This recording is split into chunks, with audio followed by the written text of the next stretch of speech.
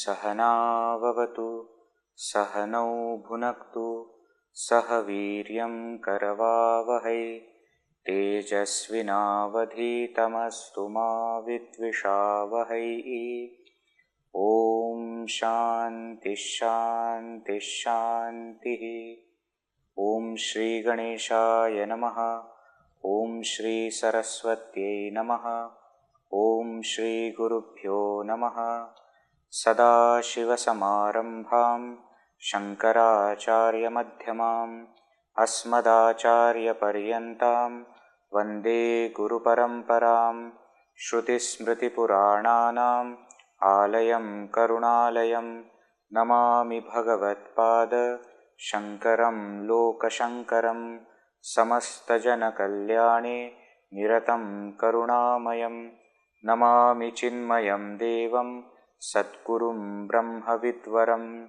मूकं करोति वाचालं पङ्गुं लङ्घयते गिरिं यत्कृपातमहं वन्दे परमानन्दमाधवम् परमानन्दमाधवम्।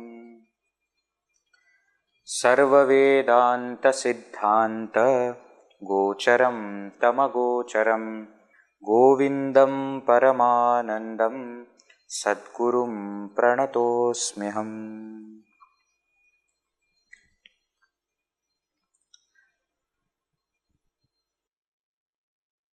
Everything in our life is meant for something else. Whatever we might be doing, if we see carefully, we will know that it is meant for something else. We can look in our own lives and understand. We went to school to get pass marks, to get admission in a college. We went to college to gain certificate, graduation. We went to office to get money. We do anything in life is meant for something else. It's called as utility value. That there is something which is of value. Now, same way if we apply it in Vedanta also, anything that is said or explained to us is meant for something. Now here, if we see in Vivekachoodamani, the section where we are in right now, the explanation of anatma. Somebody can easily say that, why are we explaining anatma, what is not me? Whereas what we should be explaining is, who am I? That is the essential question. Then why are we not addressing that directly? Why are we explaining, why is Shankaracharya ji explaining anatma, what is not me? Because unless we understand who I am not, I won't be able to understand who I am. One step further if we go, this anatma is something which I feel to be myself. This anatma we understood in the beginning itself. Shankaracharya is not explaining the watch, because I never have feeling of watch being me. I have feeling of watch being mine. That is okay. This is my watch. This feeling I may have, but I never think that I am watch. So Shankaracharya is not explaining the world of objects as anatma. What is he explaining? He is explaining the body, the mind, the karana sharira, which I consider to be me, but actually I am not that. That is what he is explaining as anatma. That's point number one. So anatma discussion happens before understanding my true nature, because let us start from what is our present understanding of ourselves and check whether it is right understanding or wrong understanding. That's why the discussion begins with gross body. Why? Because that is the grossest identification. That is the grossest that I feel myself to be. Therefore, the discussion begins with that. Now, another reason why Shankaracharya ji, so that is why Shankaracharya ji is explaining this topic. Now, why Shankaracharya ji is explaining it in this way?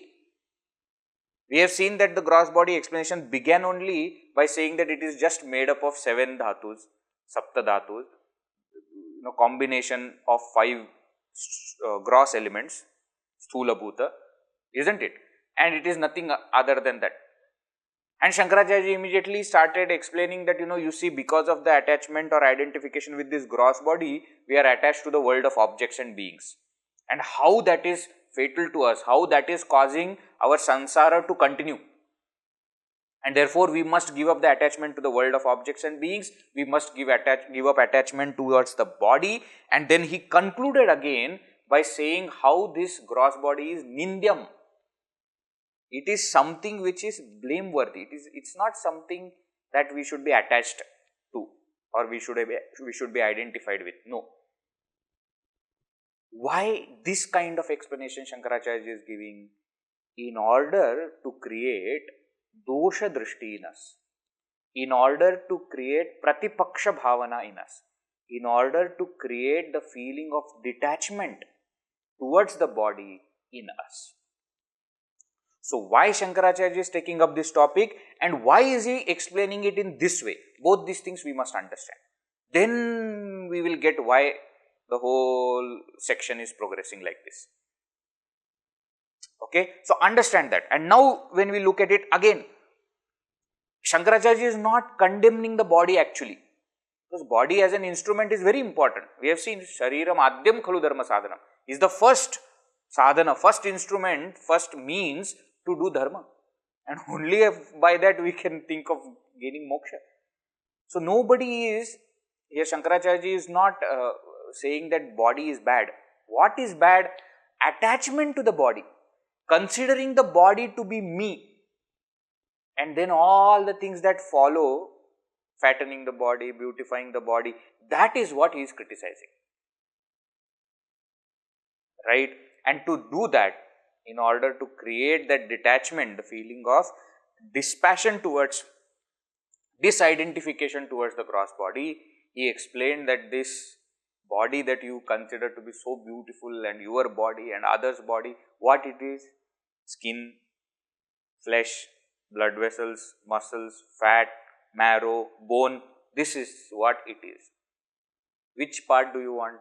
Which part do you consider to be beautiful? None of it.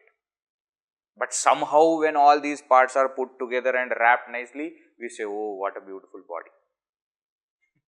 Think about it. Don't be fooled. It is just filthy matter put together. Purnam mutra purishabhya. You can't even say such things. That is what it is filled with. How can you have feeling of I in this gross body? So understand what exactly is gross body. What is the gross body?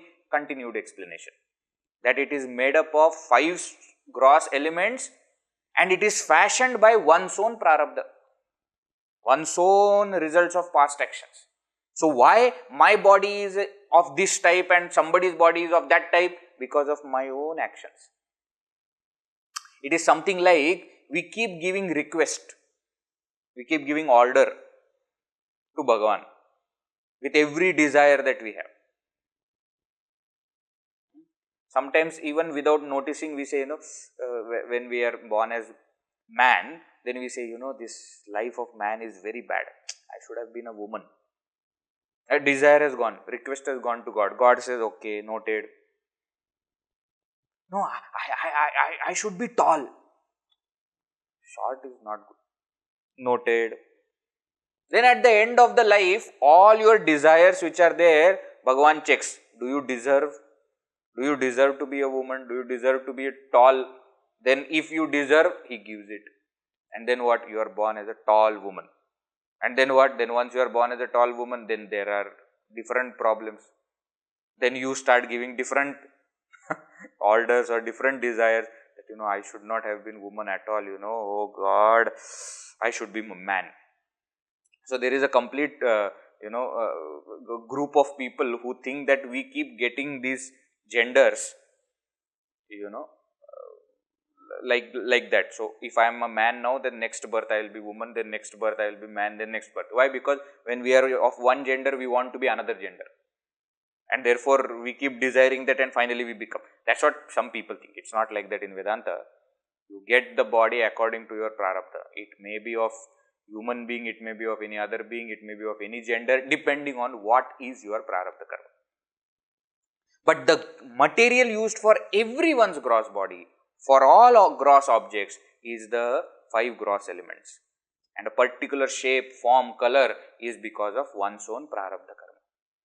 Purva karmana samutpannam idam sthulam. What is the function of this gross body? Bhoga ayatanam. It is the house for experience for the jiva. So, jiva experiences staying in this gross body. It is the counter of experience. Right?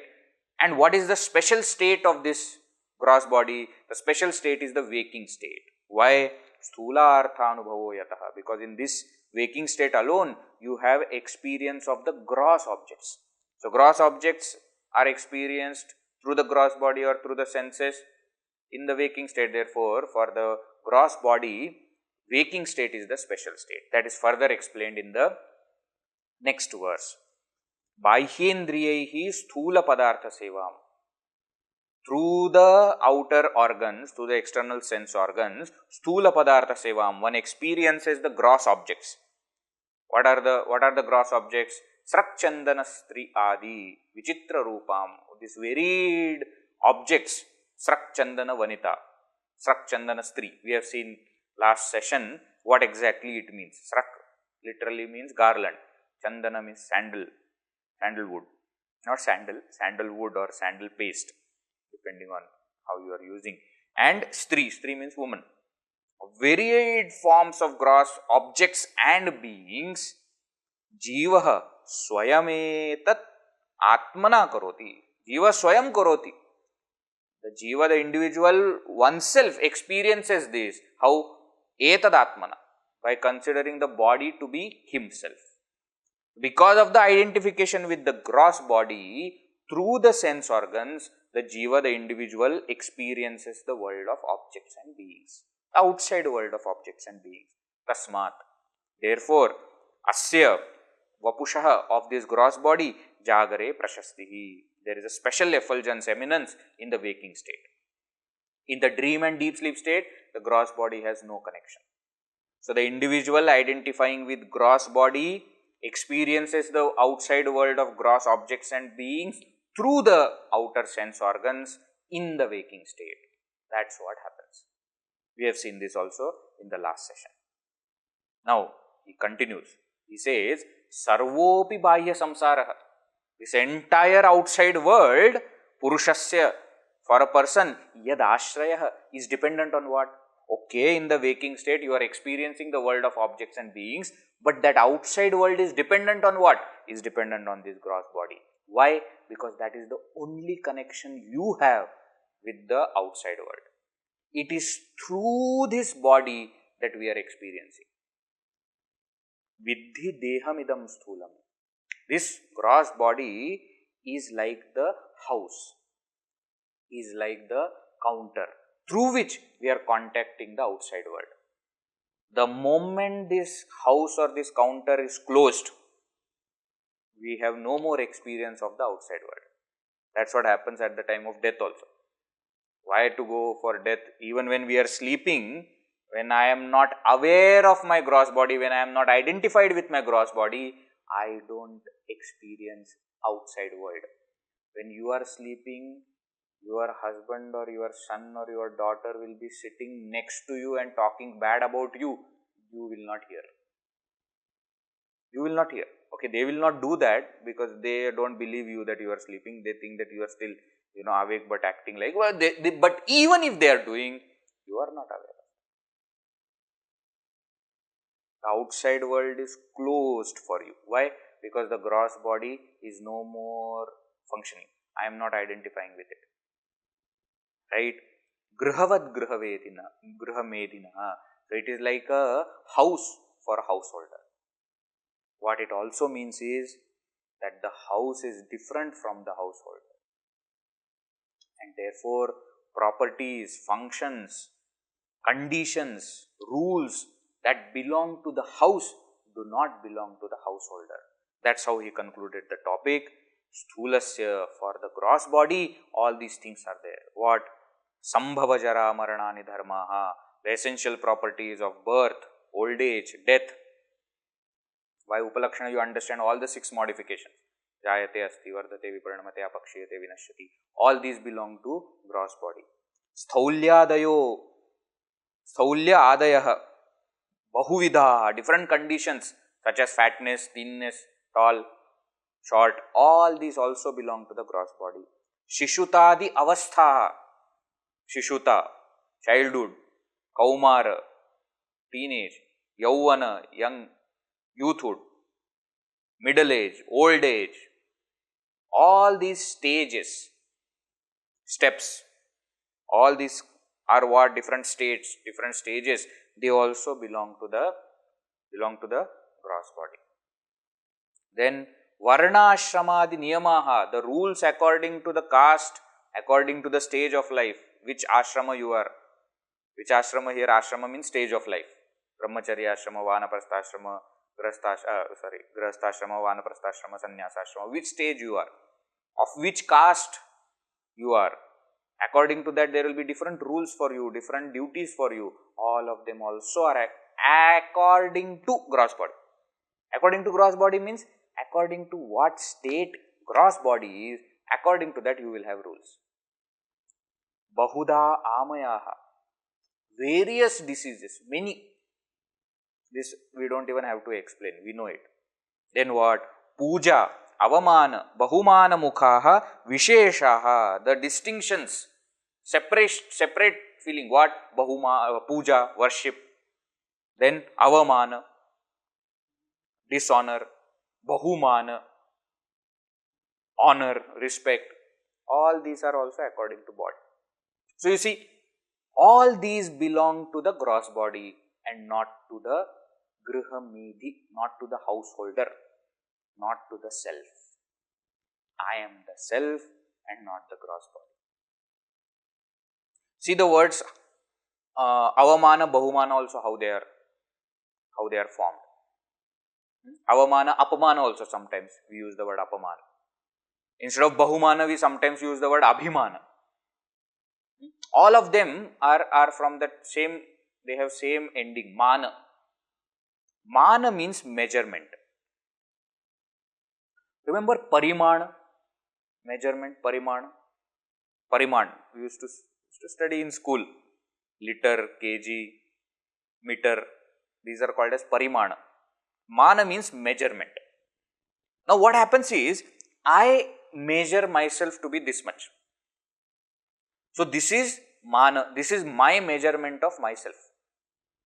Now if somebody measures me this much, then what has happened? Avamana has happened or apamana has happened. You understand? I am measuring myself. According to me, I am this much. Somebody says, hey, you are nothing. Apamana happens. I think that I am a good singer. Not a great singer, but I think I am a good singer. And somebody says, worst that I have ever heard. It sounds like a chalk. On the chalkboard, the nail is scratched. That is what you sound like. Now, what happened? My feeling of me being a good singer suddenly has shrunk. So, apamana happened. How dare he speak like this to me? The other side also is there. I measure myself this much, somebody else measures me this much. Then what happens? Bahumana or abhimana. Oh, you are singing. You are Sakshat Tansen. Tansen has taken rebirth. You sing like Lata Mangeshkar. Now remember, this is Bahumana for me and Apamana for Lata Mangeshkar. Because she is compared with my singing. But what is happening everywhere? All these mana, apamana, bahumana. Why? Because I have feeling of myself to be this much. It always starts with that. Suppose I don't consider myself to be anything. Then what? Then there is no apamana, then there is no abhimana. Nothing is there. Avamana, bahumana, etc. doesn't matter. Why? It's not there for me. Mana only is not happening, so how apamana or bahumana will happen? Right? But Anyway, all these belong to the body. Somebody is worshipping your body, somebody is honoring your body, somebody is dishonoring your body. They kick you and then say, how dare your feet touched my body? Let it be. No, how does it matter? That feet is also made up of 5 gross elements. Your body is also made up of 5 gross elements. No, but Swamiji, feet is down. You don't, there, leave it. Today they kicked you. Tomorrow they will put their head on your feet. Day after tomorrow again they will kick you. It is going to remain same. One day this, one day that, let it be. None of these belong to me. They are not my properties. They are not my functions. They all belong to the body. Right? Therefore, I must give up the attachment, identification with this gross body. Right? Saying this, Shankaracharya concludes the topic of gross body from verses 72 to 91. Entire section is over. Now he begins the discussion on second anatma, second conditioning, second upadhi. What is that? Sukshma sharira, subtle object. Subtle, S-U-B-T-L-E, but that B is silent. Don't say subtle. Subtle is not there. Subtle. Subtle body. Subtle body means what? What do you mean by subtle? Sukshma. See, you hear the word also sthula. The literal meaning of the word sthula in Sanskrit means fat. That's why sthaulyadayaha, in this itself, in this verse itself, sthaulyadayo bahuvidaha had come. Sthaulya literally means, sthula means fat. And sukshma means small. Sukshma. So, in technical sense, in Vedanta we say sthula means gross, sukshma means subtle. What is the difference? See, sthula is something, gross is something which can be perceived by the 5 organs of perception. What are the 5 organs of perception? Next verse he will explain. But that which is perceived by the organs of perception is gross. That which cannot be perceived by outside external organs, that is subtle. So, in a way you can say that it is very small, but actually it is not small or big in that way. It is a different plane. Just to give you an example. Now, I am speaking, the words are coming out of my mouth. Now, these words you can hear from your ears. So, words that come out of my mouth are gross. But my thoughts, can you hear? Can you hear my thoughts? What am I feeling? Can you hear? No. Words you are able to perceive. Thoughts you are not able to perceive.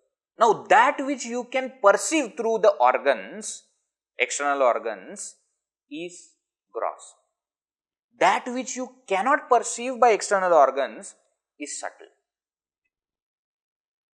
So, I may say, oh, so nice to meet you. But inside my mind, I will be saying, oh God, why did I? It is possible. I am not saying, I am just giving example that it is possible. Now, what are you seeing? You are seeing my external things which are gross. What is internal? That you cannot perceive by external organs. But your thoughts can understand my thoughts. Can. I am not saying all the times they will, but can. Why? Because the way you are saying, my mind and my ears have heard what you said, but my mind understands what you mean. Surely we will meet soon. My mind says, he wants to say that we don't want to meet at all. My mind. Why? Because mind is also subtle. My thoughts are also subtle. Your thoughts are also subtle. So, a subtle thing can understand another subtle. Can. I am not saying it will. Not necessary. That's why we need speech. Many times what people say also we don't understand. What they are feeling, it is too difficult to understand. No, but I didn't mean that. You should understand. Or you say, then only I will understand. Should I go and play outside? You ask your mother. Very innocent question. Mother says, go. No, go literally means go. So you go. Then when you come back, what happens? She is angry. Why? Because you went. Now you are confused. Because when somebody says go, you are supposed to go. No, but what I meant was, how dare you ask me this question? How am I to understand it? But later on, next time, when I ask the same question, my mother gives the same answer. Then I say, are you sure? You are saying go. Last time also you said go. I went. But what you meant was something different. Are you sure you want me to go?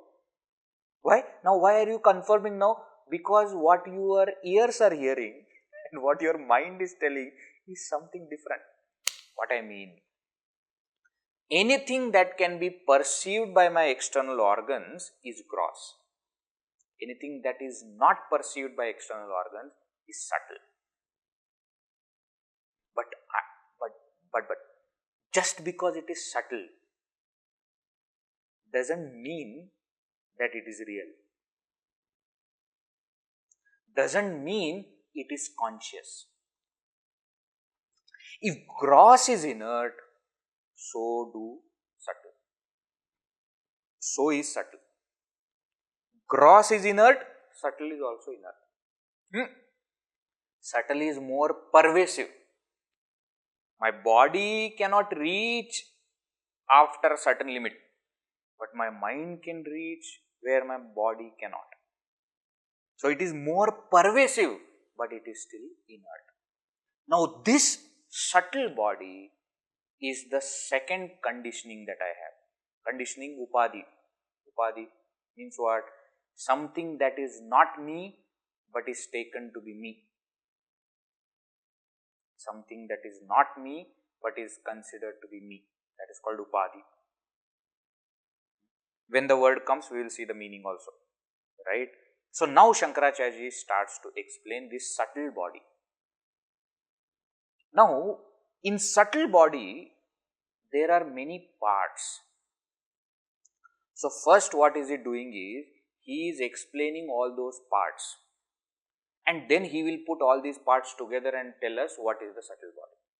So next 4 verses, 92, 93, 94, 95, they are explaining different parts of the subtle body. Individual parts he is explaining. What is that? Let us see. Verse number 92.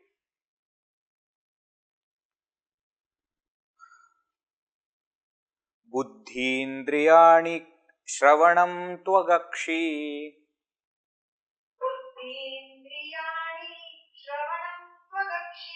ghrāṇaṃ ca jivhā viṣayāvabodhanāt.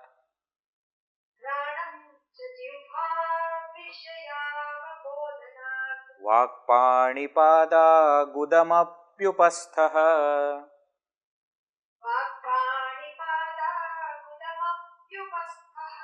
karmendriyāṇi pravaṇena karmasu.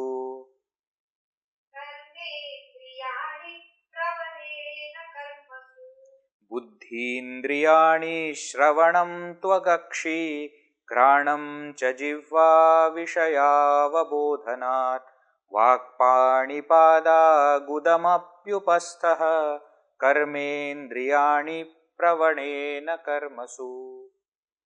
Again here Shankaracharya's brilliance we will see. He is not only explaining the different parts, he is also telling us why these parts are called by this name.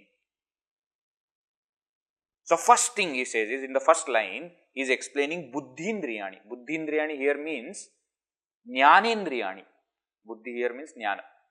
So jnānendriyāṇi, the organs of perception, organs of knowledge. These are the organs of knowledge. What? Śravaṇaṃ, ears. Tvak, skin. Akshi, eye. Eye, ear, eyes. When you say one eye, I understand both eyes. Akshi, eye. Ghrāṇaṃ, nose. Ch, and jivhā, tongue. So, 5 organs of perception: ears, skin, eyes, nose, tongue. 5 organs of perception. Shrotram, tvak, chakshuhu, rasana, ghrāṇaṃ.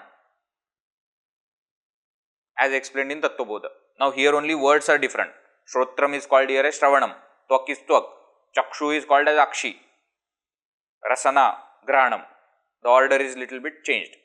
But these are the 5 organs of perception, 5 organs of knowledge. Why are they called as organs of knowledge? Viṣayāvabodhanāt is giving the reason. Because they know the objects.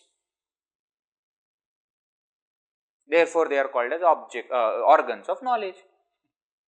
They are collecting the data from outside objects, from the world outside. Therefore, they are called as the organs of perception, organs of knowledge. Jnanendriya, the 5 jnanendriyas. Right? Then second line explains the 5 karmendriyas. Karmendriyāṇi. Karmendriyāṇi, the organs of action. So, if the jnanendriyas are input organs, karmendriyāṇi are output organs. Means what? Through jnanendriyas, you take the world inside for experience. Through karmendriyas, you go outside or you work in the outside world. That's why karmendriyāṇi, the organs of action. What are they? Vak, speech. Pani, hands. Pada, legs. Because 3 are said, therefore vākpāṇipādā, the speech, the hands, the legs. Gudam, anus. Api, and also upasthaḥ, genital organ. 5 organs of action: vak, speech, pani, hands, pada, legs, gudam, anus, upasthaḥ, genital. These are the 5 organs through which we act in the world. So, 5 jnanendriyas are for perceiving, gathering knowledge. 5 organs of action, karmendriyas, are for acting in the world. Why are they called as karmendriyas? Pravaṇena karmasu, karmasu pravaṇena.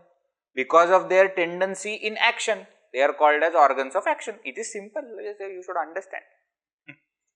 Organs of knowledge are called as organs of knowledge because of their capacity to know the world of objects. Karmendriyas are called as karmendriya, means organs of action, are called as organs of action because of their tendency to act. Now somebody says, one second. What? You just told that this is part of subtle body. Now if it is part of subtle body, I should not be able to perceive, isn't it? Ears, eyes, nose, tongue, skin. Can you see? Can you see my eyes, ear, nose? Yeah, very much clearly. Not very good to look at, but I can see. Speech, just now we explained that speech is heard. So speech is gross. My hands, my legs, you are seeing. Then why are they called as subtle? So here is where we have to understand one concept. In Vedanta, when we say indriya, the word indriya is used, organ. The indriya refers to the power because of which that instrument is functioning. Its place of functioning, the aperture, is called as golaka. Understand the difference between indriya and indriya golaka. Means what? The physical eye that you see is golaka. is an aperture. Whereas the sense organ or the organ of knowledge, jnanendriya, chakshurindriya, which is called, that chakshurindriya is not this eye. Chakshurindriya is the power of eye that functions through this aperture physical eye. Power to see. So in the same way, ears, golaka is this, aperture is this. But when you say shrotra indriya, what are we referring to? We are referring to the power to hear. That indriya works through golaka and gets the information or acts in the world. In both cases, jnanendriya and karmendriya. But the indriya is working through golaka. The organ is working through aperture. So what you are seeing is aperture, not the organ. What you are seeing, what we see of each other is golaka, not indriya. See, for example, when we say somebody is blind, what do we mean? That person will have this physical eye, but the power to see is not there. Physical eye is there. Person is deaf doesn't mean this ear is not there. Ear is there, but the power to hear is not there. Indriya is not functioning. Golaka is there. Are you getting? So, indriya is part of subtle body. Golaka is part of gross body. Okay. So, when it is said jnanendriya, karmendriya, we are not referring to these hands, these eyes, etc. We are referring to the power behind these apertures. Speech is power to speak, not the words that come out. Hands is power to hold. Legs is power to walk, to commute. Anus is the power to send the material out. Genital is the power of reproduction. We are not referring to the aperture, which is gross. We are referring to the organ, which is subtle. Careful. Many people study Vedanta for a long time but don't get this distinction clear. Jnanendriyas and karmendriyas are called or become part of subtle body because we are referring to the power behind the aperture and not the aperture itself. The aperture is gross. There is no doubt about it. Golaka is sthula only, but indriya is sukshma. That indriya is part of subtle body. So, the indriya functions through golaka. The function can be of input or output, jnanendriya or karmendriya, depending on the aperture, depending on the indriya. But that is what is called as indriya, jnanendriya and karmendriya. That is the first part of subtle body. Okay. Now, next he goes forward. Now 93, 94 we have to chant together, but there is a difference in tune. Let us read. Nigadyate'ntaḥkaraṇaṃ manodhīḥ.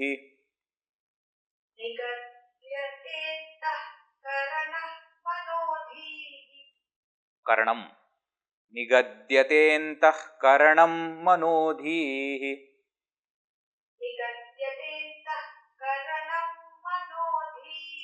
ahaṃkṛtiścittamiti svavṛttibhiḥ.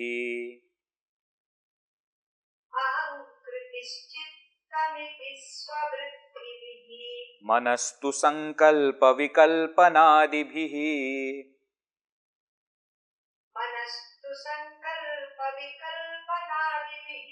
buddhiḥ padārthādhyavasāyadharmataḥ.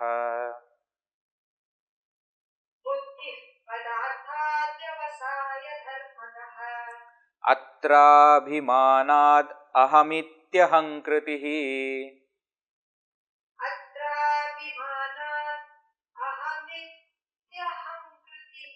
svārthānusandhānaguṇena cittam. svārthānusandhānaguṇena cittam. Tune is same only, but the second verse is only of 2 padas. nigadyate'ntaḥkaraṇaṃ manodhīḥ ahaṃkṛtiścittamiti svavṛttibhiḥ manastu saṃkalpavikalpanādibhiḥ buddhiḥ padārthādhyavasāyadharmataḥ atrābhimānāt ahamityahaṃkṛtiḥ svārthānusandhānaguṇena cittam.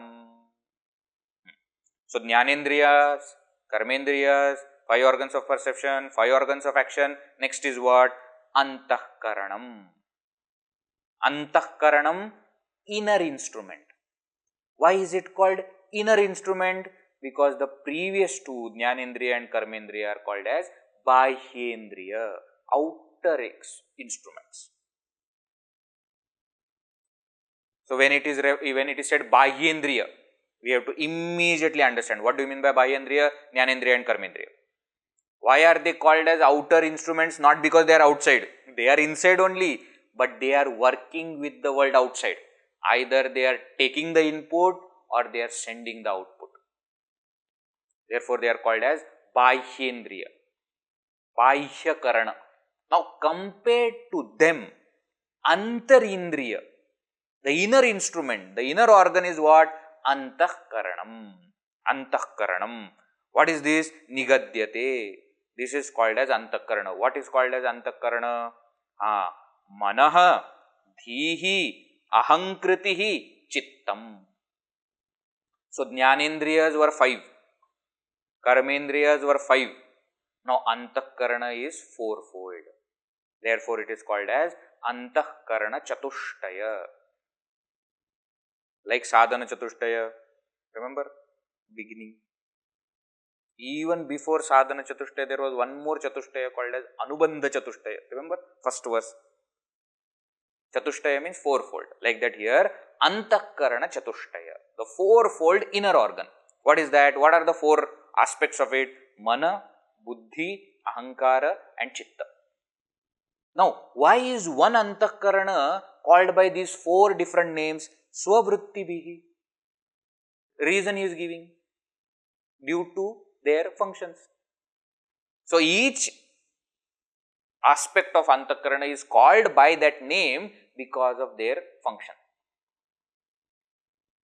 Okay, if you say so. But then explain what is this mana, buddhi, citta, ahaṃkara. He explains now.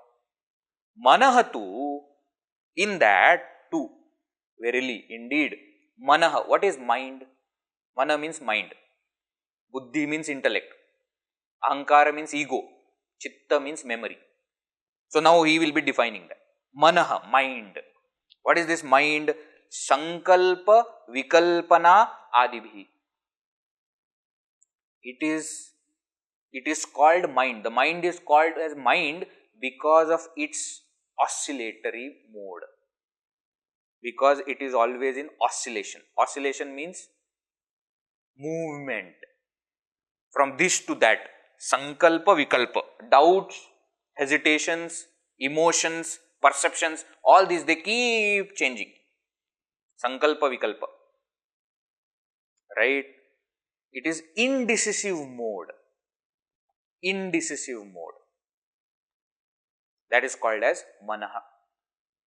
Manyate anena iti manah. Sanskrit definition. Manyate anena. That by which we think is called as mind. Right? Manastu saṃkalpavikalpanādibhiḥ. Okay, fine. What is mind? Clear. Buddhi. What is buddhi? Buddhi means intellect. What is intellect? padārthādhyavasāyadharmataḥ. The intellect is called as intellect. The buddhi is called as buddhi because of its nature of determining the truth of anything. Padartha, any object. Adhyavasaya, decision, determination. Dharmataḥ, because of its nature. So, if mind is in decisive mode, intellect is decisive mode. Somebody is coming from far. Who is that? is it Hari or Hara? Confusion is mind. Then little bit closer it takes, little more insight, thoughts, etc., and they become firm. It is Hari. What has happened? Mind was in oscillation mode. Now the intellect has stepped in and said, decision, this is him. So decisive mode is called as intellect. Buddhiḥ, buddhyate'anena, that by which we know, that by which we determine, that by which we finalize. Decisive mode, that is called as buddhi. So mind,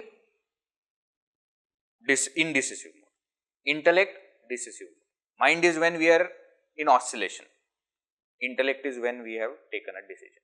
Now, what is ahaṃkara? Atra, here, abhimanad aham iti ahaṃkṛtiścittamiti.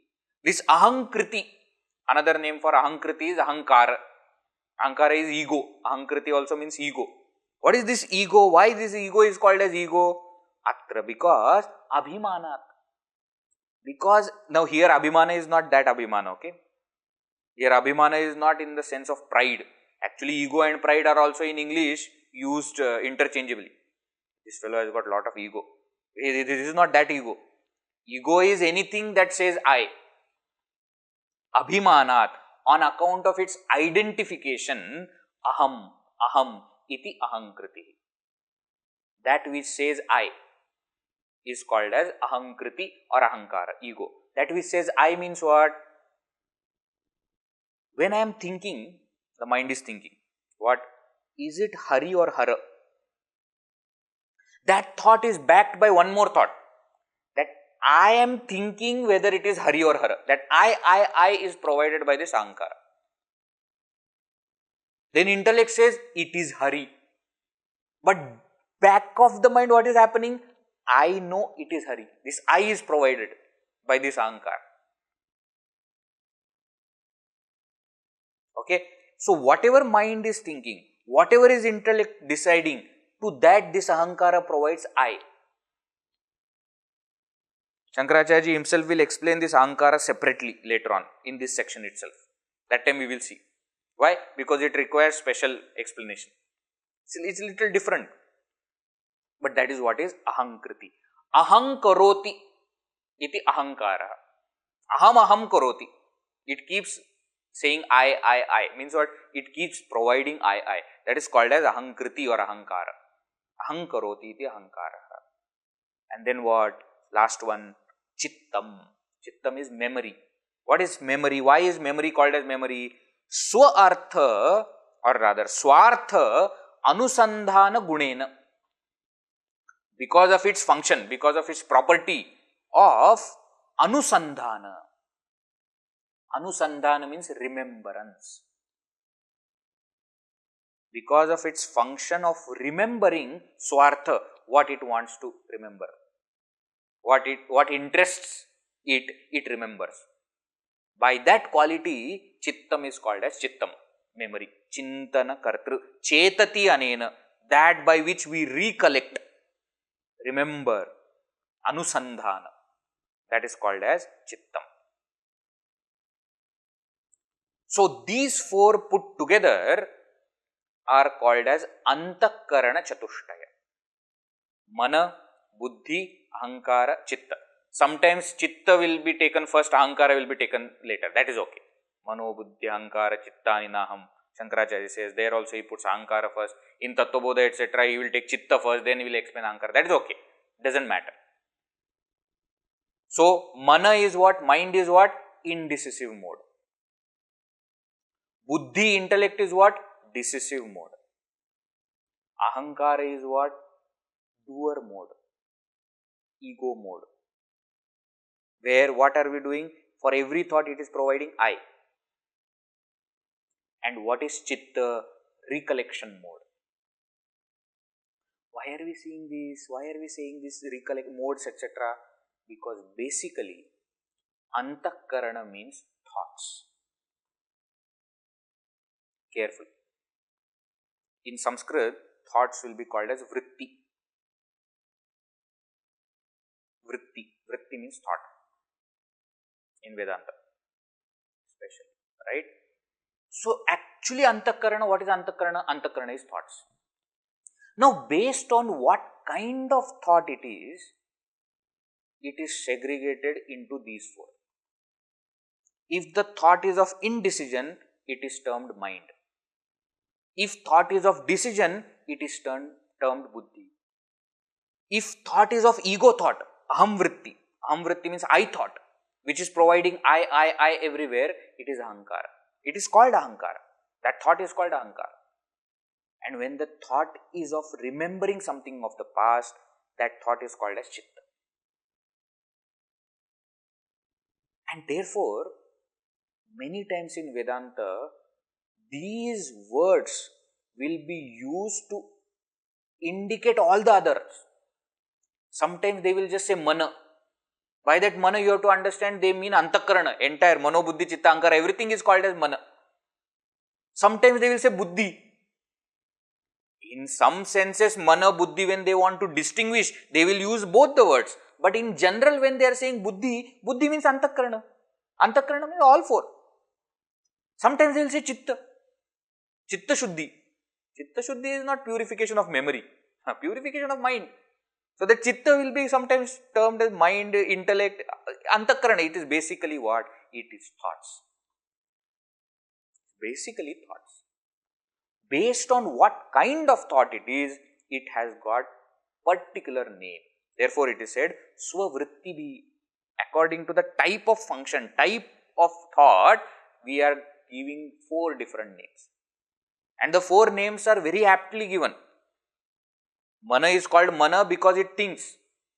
Manyate anena. Buddhi is called buddhi because it decides. Buddhyate anena. Ahaṃkara is called ahaṃkara ahaṃkṛti because it does ahaṃ. Aham karoti. Chitta is called chitta because chetati anena. It recollects. It brings that thought back to you. The thought is of past, but it brings it back to you. Lights it back to you for you. Illumines it for you. That is why it is called as cittam. So, pancha jnanendriya, pancha karmendriya, antakarana chatushtaya. So far we have seen that these are the different parts of subtle body. Now one more he adds. What is that? Pancha prāṇa. The 5 vital airs. Let us see. Verse number 95. Different tune. prāṇāpānavyānodānasamānā.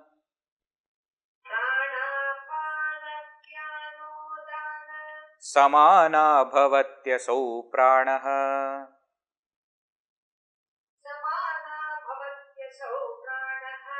Svayameva vṛttibhedat vikrtibhedat.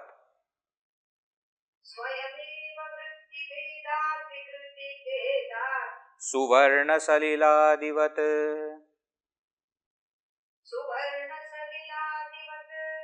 prāṇāpānavyānodānasamānā bhavatyasau prāṇaḥ. Svayameva vṛttibhedat vikrtibhedat. Suvarna saliladivat. He says, asau prāṇaḥ bhavati. This is called as prāṇa. What is called as prāṇa? The 5 physiological functions. Carefully note all the words. 5 physiological functions are called as prāṇa. Sometimes they are also called as vital airs. I am giving English equivalent.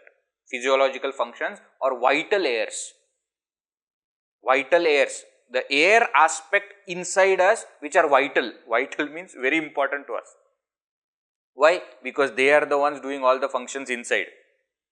See, if buddhiīndriyās are taking the world inside and sending it outside, so input and output, if the antakarana is thinking, deciding, remembering and providing I to it, what is the function of prāṇa? To take care of the physiological functions. That is what is prāṇa. So they are also 5 in number. What are they? Prāṇa. The first one is called as prāṇa. Prāṇa means respiration. Respiration. Inhalation, exhalation. Together. Respiration is called as prāṇa. Apāna. Apāna, excretion. Isn't it? We eat food. Then what?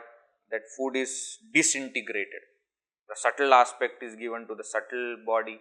The gross nutritions etc. are sucked from that after the chewing etc. that is separated, and the waste material that is remaining is excreted. That excretion does that job. Apāna. Vyāna. Vyāna means circulation. So these nutritions which are now formed, they will be converted into blood, and that blood will be taken to all the parts of the body. Circulation will happen. Circulation. Udāna. Udāna means reverse reaction. This is also one way of what we call as safety measures. The automatic safety measures of our body. For example, when we eat too much, then what happens? There is no place for air. Then what happened? Burping. Reverse reaction. Yawning. Why are you yawning? Because I am sleepy. But that is not, that oxygen is not sufficient. Therefore, what happens? Generally, the nose is taking the oxygen in and sending carbon dioxide outside. That is not sufficient. Then you open the mouth and take all the oxygen in. Burping, vomiting, or what is called that? Hichki. All this is called as reverse reaction. That is the function of Udāna. It is also Udāna Vayu which takes our soul outside the body at the time of death. Throws it out. That is also function of this Udāna Vayu. Then what? Fifth one, Samāna. Samāna means digestion. Anything that we are eating is digested. That is called as Samāna. Now, if you see carefully, Prāṇa, Apāna, Vyāna, Udāna, Samāna. In all of them, there is one common factor, that is An. Ana. Pra plus Ana, Prāṇa. Apa plus Ana, Apāna. V plus Ana, Vyāna. So, Ana. That An means movement. Movement. Because it is functioning, no? So, pra plus An. Upward movement. The upper movement. Not upward, upper movement. So, from navel is generally considered as the center of our body. Isn't it? From there, above, upper body, whatever movement is happening. So, that is why respiration happens from nose, through throat, chest, up to abdomen, that navel. And then again it comes back. This is called as prāṇa, functioning of prāṇa, respiration. Now, below that is called as apāna, excretion. Upper plus An. Upper plus An means downward movement. So, upper movement, downward movement. V plus Ana. V means circulation, everywhere. Vyapti. Now, this is not a kind of movement which is upper or downward. It is going in all directions. Why? Because body, every cell of the body has to get those blood and nutritions and everything. So, Vyāna. Ut means sudden upward movement. Ut means that. Uttishta, get up. Uttishta means get up, upward movement. Udāna. Samāna. Sama means make it same. Means what? Digest it. Whatever has come, now make it settle down. So, you see how deep is language, Sanskrit language. No word is given just for fun. Samāna is called Samāna because of its function that it does. Everything has a reason. Right? So these 5, prāṇa, apāna, vyāna, udāna, samāna, the functions of respiration, excretion, circulation, reverse reaction and digestion, all of them put together are also called as prāṇa. So first prāṇa can mean the first of the 5 or it can also mean all the 5 put together. Generally that's how it happens.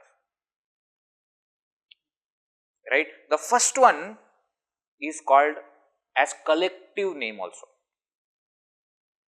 First one is called by collective name also. So prāṇa, this is called prāṇa. Okay, why?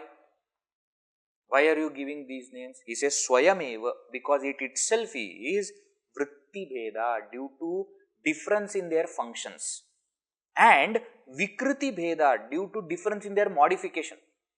In respiration, the air takes different form. In circulation, the air takes different form. So basically all of them are air, but they are not outside air like the wind that we feel. They are vital airs that are inside and they carry out these physiological functions. Prāṇa, apāna, vyāna, udāna, samāna, all of them have their distinct individual functions and their own modifications. Therefore, they are called by these names. Like what? Suvarna, salila, adivat. Like Suvarna is gold, salila, water, etc. Gold is called as gold, water is called as water. Why? Because they have different function and different form. Like that, prāṇa, apāna, vyāna, udāna, samāna, they have got different functions and different modification, different form. Therefore, they are called by these names. But put all of them together, they are called as prāṇa. The 5 prāṇas, pancha prāṇa. So, pancha jnānendriyāṇi, 5 organs of perception. Pancha karmendriyāṇi, the 5 organs of action. Antahkarana chatushtaya, the 4-fold inner instrument. Pancha prāṇaha, the 5 vital airs. So far we have seen these are the parts of subtle body. Now in the next verse, Shankaracharya will put all these together and will tell us what exactly is subtle body. Okay. So verses 96-97 will explain what is this subtle body, what are the parts of this subtle body, right? What it is made up of, what is the material used, all that, what is its function, all that will be explained by Shankaracharya. We will see in the next session. Okay. We are seeing now subtle body. Okay. The topic is also becoming subtle. So pay attention. It's not now easy. The next verse, next 2 verses will become little tricky. We need to understand in correct way. Then only it will make sense. Right? Alright. Let us conclude. Om Purnamadav Purnamidam Purnat Purnamudachyate Purnasya Purnamadaya Purnameva Vashishyate. Om Shanti Shanti Shanti. Harihi Om Shri Gurubhyo Namaha. Harihi Om.